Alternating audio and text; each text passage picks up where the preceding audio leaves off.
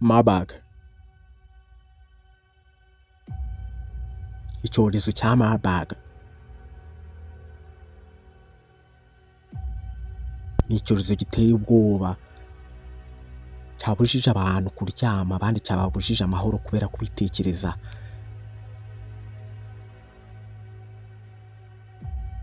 Bitewe n'ibindi byorezo bagiye bahura nabyo, harimo igiheruka cya COVID-19.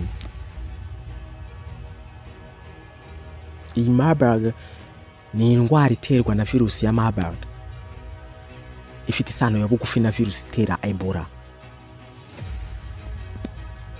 Ni icyorezo cyandura cyane kandi cyibasiye abantu, kigatera indwara y'umuriro, kuva amaraso, ndetse kikanatera urupfu.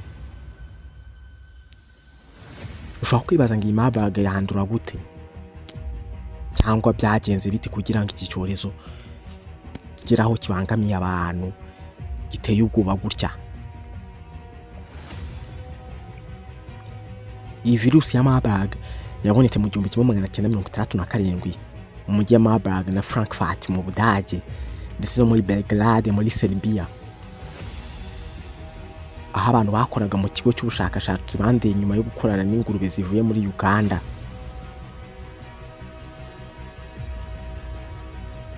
Iyi virusi yandura binyuze mu maraso, amatembabuzi yo mu mubiri, cyangwa ibintu byandujwe n'amaraso y'umuntu ufite iyo virusi.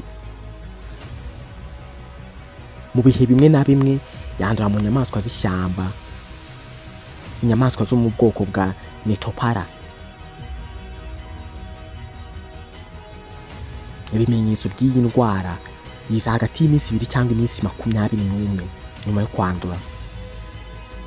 Bimwe muri ibyo bimenyetso harimo kuba wagira umuriro ukabije, kubabara umutwe no mu ngingo, kuruka no gucibwamo, imitsi irameneka ikavamo amaraso, bigatera kuva ahantu hatandukanye mu mubiri.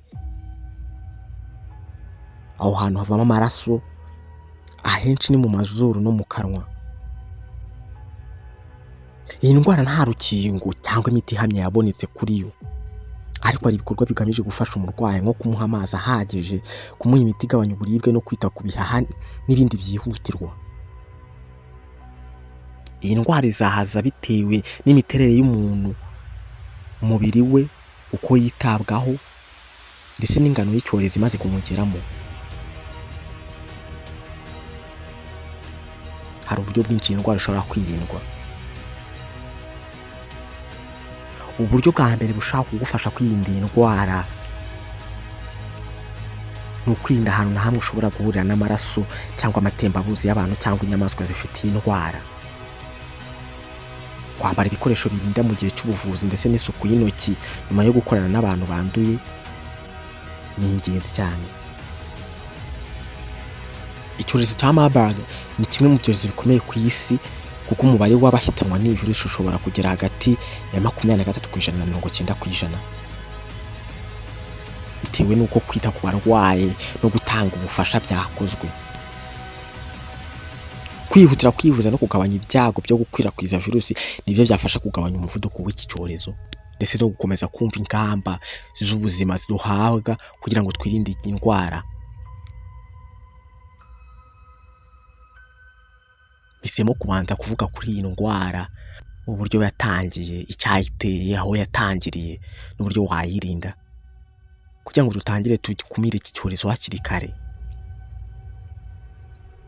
Ariko ndibaza nti, ibi byorezo bya hato na hato biri kuza, biri guterwa n'iki? Izi nyamaswa tubwirwa ko ariho izi virusi zituruka kuva kera zahozeho, kubera icyo ngubu ari bw'ibi byorezo bizengereje abantu. Icyorezo kimwe kiravaho hazaho ikindi, ukagira ngo biba byahanye mu mwitangirizwa uko kimwe kiri butangire ikindi kikazakurikiraho. Biri guterwa n'iki?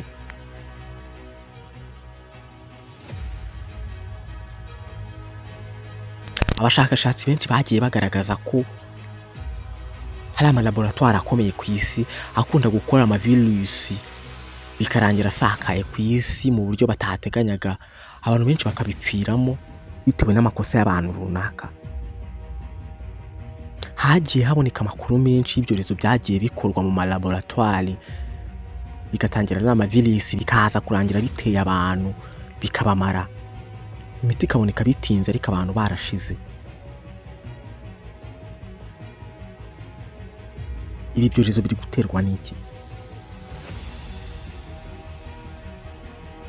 Iyi ndwara yatangiye mu 1967 nk'uko twabivuze mu mijyi imwe yo mu Budage. Ushobora kwibaza ngo iyi ndwara yaje kujya he?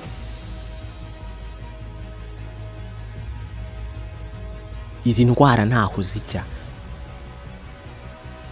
ahubwo hakorwa uburyo bwo kuzirwanya n'inkingo nyinshi ziterwa mu mubiri w'umuntu zikarwanya izi ndwara, ariko ntabwo ziba zashizeho. Hakaba n'uburyo bukoreshwa kugira ngo izi virisi zibikwe kure, zishakirwe inkingo zizongeye gukoreshwa mu gihe baba babonye hari icyo bashaka kugeraho.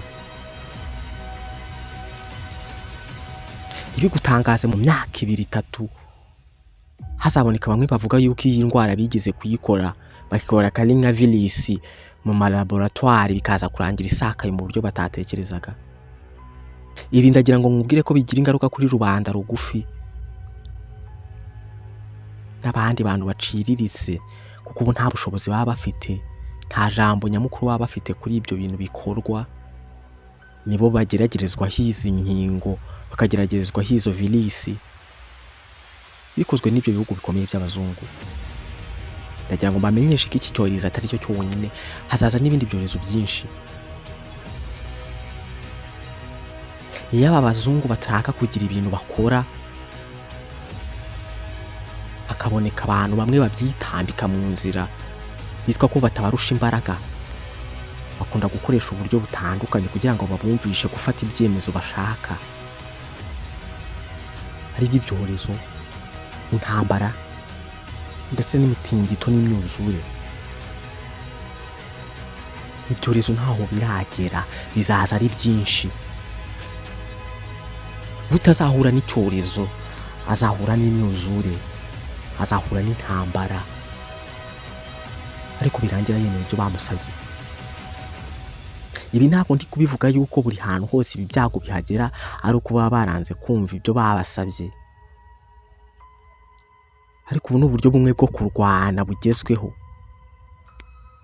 Ndagira ngo mbabwire ko abantu batagishishikajwe no kurasana ibisasu, ibyo biri hake,